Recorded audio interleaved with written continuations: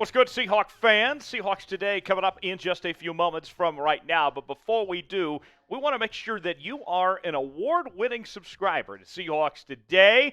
The easiest way to do so, youtube.com/Seahawks TV. My bosses tell me we got to get these subscriber numbers cranked up. We don't want to be put into the CNN Plus category after just a month of taking over this channel. My guys have put in over $300 million to make sure that we get this thing rocking. So please don't send me away like Chris Wallace and the rest of the CNN gang. We want to keep on going so we can deliver you the best Seahawks content and make sure you're part of the next mailbag. The only way you can do that is if you are subscribed to Seahawks Today. youtube.com/Seahawks TV to be a subscriber to the channel.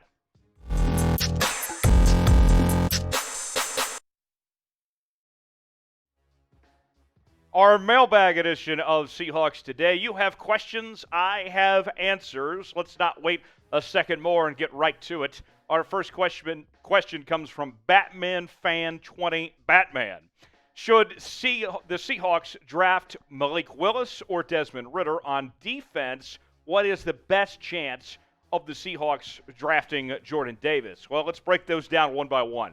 Malik Willis, I don't think is going to be available for the Seahawks at 9. They would probably have to trade up as more and more draft boards show that he's likely to be the first quarterback taken, probably by Carolina there at 6. I would not advise trading up for Malik Willis or even drafting him at 9, quite frankly. He is a project that is not going to be ready overnight. Desmond Ridder, meanwhile, I think potentially could be available for the Seahawks with their second-round picks at 40 and 41.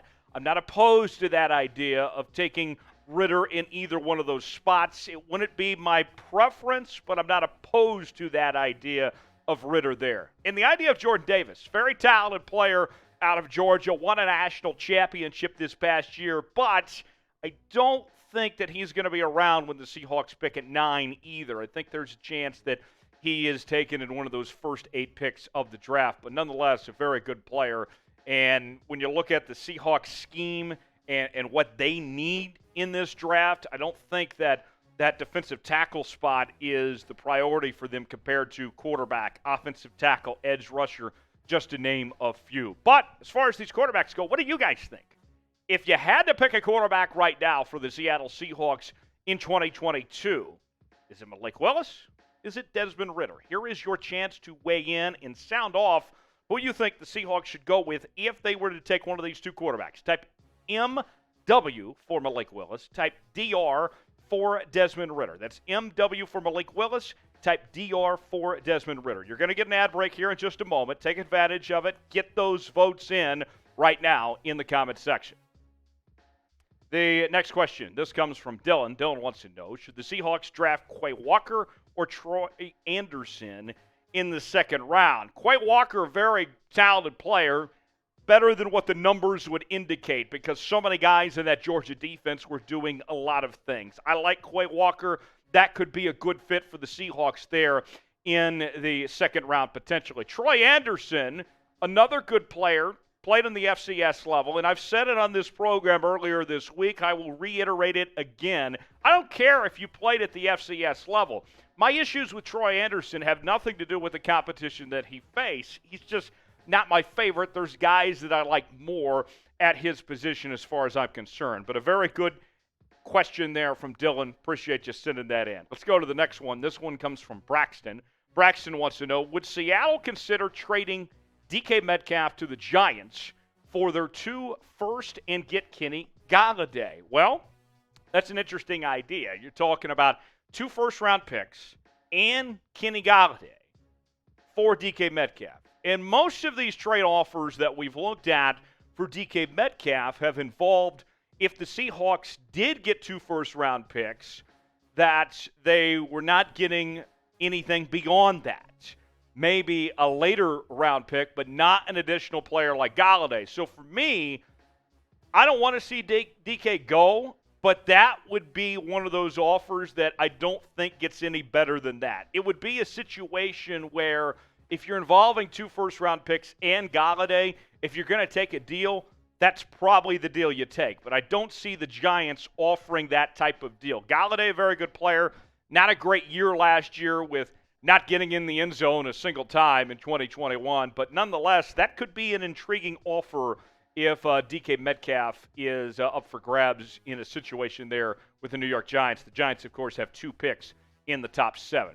Good question. Thanks, Braxton. Next question comes from Chris. What's the likelihood of DK Metcalf getting an extension this year, and what do you think the contract could look like? Well, I would say that the extension chances are pretty good at this point because the Seahawks have made it abundantly clear they don't want to trade DK Metcalf, that they claim they have every intention to extend DK Metcalf. The wide receiver market has been nuts this offseason, folks. I mean, when you look at Tyreek Hill getting $30 million and the other guys that have gotten paid, like Devontae Adams and a few others, this wide receiver market is just insane.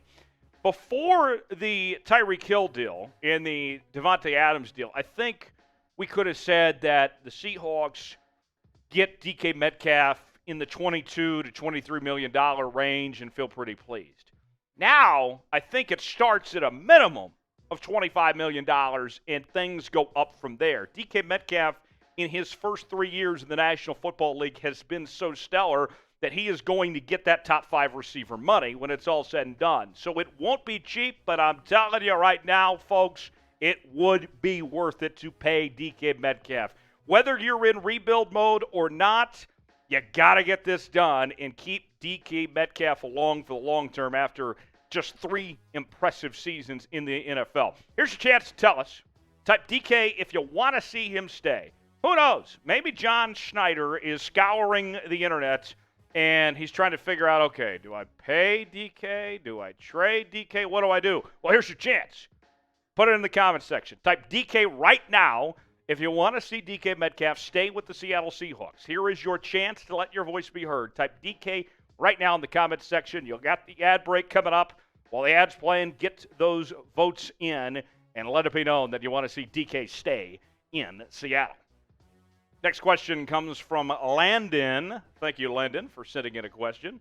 Landon wants to know, should Seattle trade for Kyler Murray? And if so, what would it take to get him? And would the Cardinals trade in the division? I don't think the Cardinals are trading Kyler Murray to anyone, let alone within the division with the Seattle Seahawks. If somehow, by all means, if the Seahawks were able to bring in Kyler Murray, that would be incredible. I think you would be pretty pleased if somehow they could get that done. But there is no chance in hell that Kyler Murray is ending up in Seattle. I would love to cheer on Kyler Murray. I'm sure you would too, but that's not happening. I think that it is going to take a lot for this relationship to fall off. Although things have not looked great between Kyler Murray and the Arizona Cardinals within the last month or so, I think that it's going to have to take quite the downturn because, remember, Kyler Murray has that leverage that he can always threaten to play baseball. He was a former top 10 pick by the Oakland Athletics. So in his case, he has more leverage than most guys do. And so I think at the end of the day, he is still going to be with the Arizona Cardinals for a long time. And by all means, they're not trading him in the division. You could, throw, the percentage of, about half of Starbucks at the Arizona ownership group, and I don't think they would take that deal. You could give them your second-born baby, and I don't think they're taking that deal. So, no, Kyler Murray is not going anywhere. I think he stayed in Arizona, and he's definitely not coming to the Seattle Seahawks. Now, the NFL Draft is coming up in just a few days, and we're going to do some fantastic coverage here on Chat Sports. Our main channel, youtube.com/chatsportstv, which you need to be subscribed to if you're not already, is going to have all 3 days covered, all 7 rounds. Tom Downey, Chase Sr., the entire gang, they're going to have a great time. They're going to break down every single pick. They're going to have a fun time doing it, and you're not going to have to worry about all those goofy interviews and those musical performances. I remember watching the draft a couple of years ago on ESPN, and Luke Bryan was performing. I didn't want to see that fake country-ass guy perform during the NFL Draft. I wanted a breakdown of the players being selected. That's what we're going to do here on Chat Sports. Here's your chance. Watch it on YouTube, youtube.com/chatsportstv, also on Rumble, all 3 days, live. It's free. You don't want to miss it. We're going to have a fun time doing it. Watch it. You won't be disappointed. Next question. What is the chance Seattle trades for Deebo Samuel? Well, a lot of the same stuff that we said about Kyler Murray, you can transition to Deebo Samuel. And here's what I mean by that. It's not going to happen within the division. Deebo Samuel, I think, is not going to play for the San Francisco 49ers next year. He's already asked for that trade at this point. But I don't see this happening within the division. You look at the Seahawks and their receivers with DK Metcalf and Tyler Lockett. There are a lot of needs within this Seahawks team, but receiver is not one of those needs. It's not a high priority for this team at all. Deebo Samuel is a phenomenal player. I think his situation is going to have an impact on DK Metcalf's situation in regards to where he gets traded, if he does, and what that extension looks like. All of that has a trickle-down effect on DK Metcalf. But at the end of the day, he's not coming to Seattle when it's all said and done. For me, I'm looking at the New York Jets and the New England Patriots as the two teams to watch when it comes to Deebo Samuel. Don't think he's coming to Seattle. Another question. This one's from Nicholas White. Nicholas, you're trying to get this Papa John's thing going. I don't even like Papa John's pizza. Why would I be Papa John's? But you know what? We appreciate the question nonetheless. Nick, he's a loyal follower to the channel. Nick wants to know, realistically, what's the Hawks record this year?